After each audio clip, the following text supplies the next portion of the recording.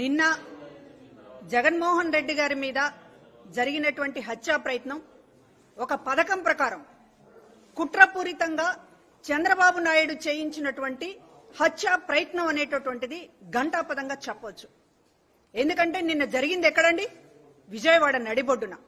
అది కూడా ఎప్పుడు 2 గంటల పాటు 2 గంటలకి పైగా జన ప్రవాహంతో పోటెత్తింది విజయవాడ. ఏ మూల నుంచి ప్రతి ఇంటి నుంచి ప్రజలు కదిలి వచ్చి విజయవాడ నగరంలో హారతులు పడుతూ ఉంటే తట్టుకోలేక ఏదైతే అంతకు ముందే పిలిపించాడు ఈ చంద్రబాబు, అమరావతిని వ్యతిరేకించిన ఎవరైనా సరే ఇక్కడ అడుగు పెట్టడానికి వీల్లేదు అని స్టేట్మెంట్ ఇచ్చినటువంటి గనుడు, కానీ ప్రజలు లెక్క చేయకుండా ఈ రోజున జగన్మోహన్ రెడ్డి గారికి హారతులు పడుతూ ఉంటే విజయవాడ నడిబొడ్డున ఇంత ప్రజాభిమానం కనుక ప్రజలు టీవీల్లో చూస్తే ఇక మనకి పుట్టగతులు ఉండవు అని గుండెల్లో రైళ్లు పరిగెత్తాయి తెలుగుదేశం పార్టీ వారికి.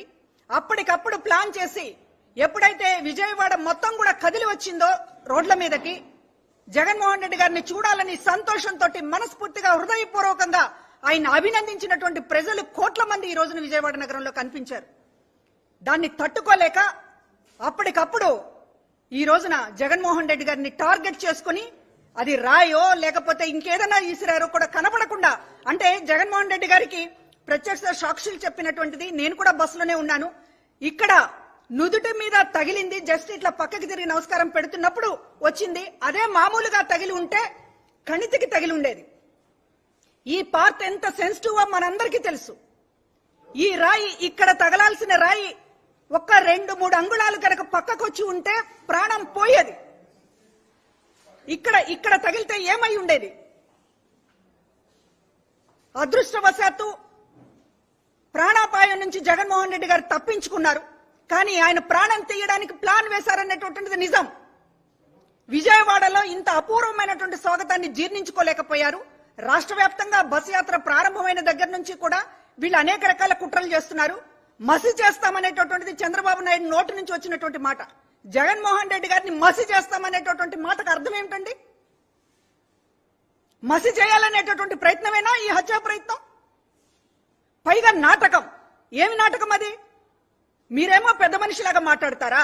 మీ పార్టీ అధ్యక్షుడు అచ్చెన్నాయుడేమో నిమిషాల వ్యవధిలోనే ఇది స్క్రిప్ట్, డ్రామా అనేటటువంటి విధంగా మీరు మాట్లాడతారా? కనీసం మనిషి ప్రాణం, ముఖ్యమంత్రి ప్రాణం, ప్రజల అభిమానాన్ని చూరగొన్నటువంటి నాయకుడి ప్రాణం అంటే లెక్కలేనటువంటి విధంగా హేళన, అవమానాలు. ఎప్పుడు కూడా ఇట్లా వ్యవహరించలేగా ఏ పార్టీ కూడా. మీ మీద దాడి జరిగితేనో లేకపోతే మరొకరి మీద దాడి జరిగితేనో కనీసం బాధ్యతాయుతంగా విచారణ జరగాలనేటటువంటి మాట కూడా మీ నోట్లోంచి రావడం లేదు. అంటే జగన్మోహన్ రెడ్డి గారి నాశనాన్ని మీరెంత కోరుకుంటున్నారనేటటువంటిది ఈ రోజు కనబడుతోంది. విచారణ జరగాలనేటటువంటి మాట కూడా మీ మాట నోటమ్మట రావడం లేదు. దోషుల్ని పట్టుకోవాలి, నిందితుల్ని శిక్షించాలనేటటువంటి మాట కూడా మాట్లాడడం లేదు. అయ్యో తప్పించుకున్నాడే జగన్మోహన్ రెడ్డి గారు అనేటటువంటి బాధ మీ మాటల్లో కనపడతా ఉంది.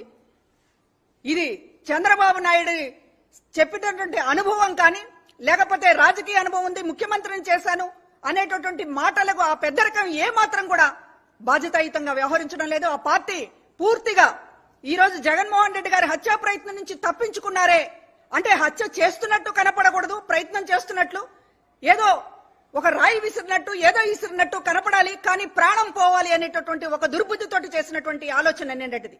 ఎందుకంటే సీఎం గారికి కణితికి ఇక్కడ కంటి మీద తగిలి తప్పని ఒక పెద్ద సౌండ్ తోటి ఇక్కడ వచ్చి వెనక ఉన్నటువంటి పక్కన ఉన్నటువంటి వెల్లంపల్లి శ్రీనివాస్ గారికి కంటికి దూసుకుపోయిందంటే ఎంత రకమైనటువంటి ప్లాన్ చేశారనేటటువంటి అర్థం చేసుకోండి.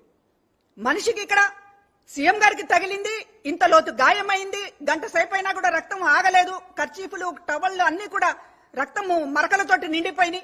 గంట సేపు తర్వాత కూడా ప్రవాహం ఆగలేదు, బ్లడ్ కారుతూనే ఉంది. ఆయనకు అంత దెబ్బ తగిలి అదే ఫోర్స్ తోటి వెనక ఉన్నటువంటి మనిషిని కూడా కంటిని డ్యామేజ్ చేసిందంటే ఎంత ఫోర్స్ తో మీరు ప్లాన్ చేశారు? ప్రాణం తీయాలనేటటువంటి ప్రయత్నం ఎంత బలంగా స్కెచ్ వేశారనేటటువంటి అర్థం కావడం లేదా? ఒక 2 అంగుళాల దూరంతో తప్పించుకున్నారు. అదే గనక కణితికి తగిలుంటే జగన్మోహన్ రెడ్డి గారు ఇవాళ ఏమై ఉండేవారు? ఇంత పబ్లిక్ లో ప్లాన్ చేసి, పక్క మర్డర్ కి ప్లాన్ చేసి, అదేదో ఆకతాయి పనిలాగా, అదేదో చాలా సింపుల్ విషయం లాగా, అదేదో వెటకారం చేసేటటువంటి విషయం లాగా ఇంత బాధ్యతారహితంగా మాట్లాడుతున్నారంటే అసలు మీరు రాజకీయ నాయకులేనా, అసలు మీరు మనుషులుగా ఉండడానికి అర్హులేనా అనేటటువంటి ఒకసారి ఆలోచించాలి. ఏ పరిస్థితుల్లో ఇవాళ అక్కడ జగన్మోహన్ రెడ్డి గారు ప్రజల ముందు నిలబడ్డారు, ఏ పరిస్థితుల్లో మీరు ఆయన ప్రాణం తీయాలని ప్రయత్నం చేశారు, జరిగినటువంటి మంచిని ప్రజల ముందు పెడుతున్నారు, ప్రజలు ఆశీర్వదిస్తున్నారు, అభినందిస్తున్నారు, కలకాలం 100 ఏళ్ల పాటు మీరే ఉండాలని 2 చేతులు పైకెత్తి దీవిస్తున్నారు కింద నుంచి ప్రజలు. కానీ మీకు ఈ రోజున దుర్బుద్ధితోటి జగన్మోహన్ రెడ్డి గారు లేకపోతేనే రాజకీయం చేయగలం, కూటమి కట్టారు కదా అందరూ కలిసి, జగన్మోహన్ రెడ్డి గారిని ఎదుర్కోలేక కూటమి కట్టారు, అయినా కూడా జగన్మోహన్ రెడ్డి గారు లేకుండా ఉంటేనే రాజకీయం చేయగలం అనేటటువంటిది మీ ఆలోచన. కాబట్టే ఈ రోజున విజయవాడలో అది జరిగినటువంటిది రాష్ట్ర ప్రజలందరూ కూడా దృష్టిలో పెట్టుకోవాలని చెప్పి కోరుతున్నాను. కోట్లాది మంది ప్రజాభిమానం విజయవాడలో గనక చూస్తే ఇక తాము చెప్తున్నటువంటి రాజకీయానికి, తమ కూటమి రాజకీయాలకి కాలం చెల్లిందని ప్రజలు అనుకుంటారని మొత్తం ఈ ప్రజాభిమానాన్ని అంతటినీ కూడా డైల్యూట్ చేయడానికి, పక్కదారి పట్టించడానికి ఈ రోజున హత్యా ప్రయత్నం చేసి మళ్ళీ దాని మీద ఒక ఎటకారంగా మాట్లాడుతూ జగన్మోహన్ రెడ్డి గారిని పలచన చేయాలనేటటువంటి ప్రయత్నం చేస్తూ ఉన్నారు. ఇది ఖచ్చితంగా దోషులు ఎవరూ కూడా తప్పించుకోలేరు. పూర్తిగా దీనిపైన విచారణ జరుగుతుంది. ఒక ప్రజాభిమానం ఉన్నటువంటి నాయకుడిని రాజకీయాల్లో నేరుగా ఎదుర్కొనలేక రాజకీయ రంగం నుంచి శాశ్వతంగా ఈ భూమి నుంచి తప్పించాలనేటటువంటి ప్రయత్నం చేసిన ఎవరైనా కూడా మట్టి కరిచారు తప్ప బతికి బట్ట కట్టలేనిదనేటటువంటి చంద్రబాబు నాయుడు అర్థం చేసుకోవాలి. ఈ కుట్రల్ని సమర్థంగా తిప్పికొడతాం, దోషులు ఎవరో బయటికి లాగుతాం, దాని వెనక స్కెచ్ ఎవరిది, సూత్రధారులు ఎవరు, పాత్రధారులు ఎవరు అన్ని కూడా మరికొద్ది రోజుల్లోనే బయట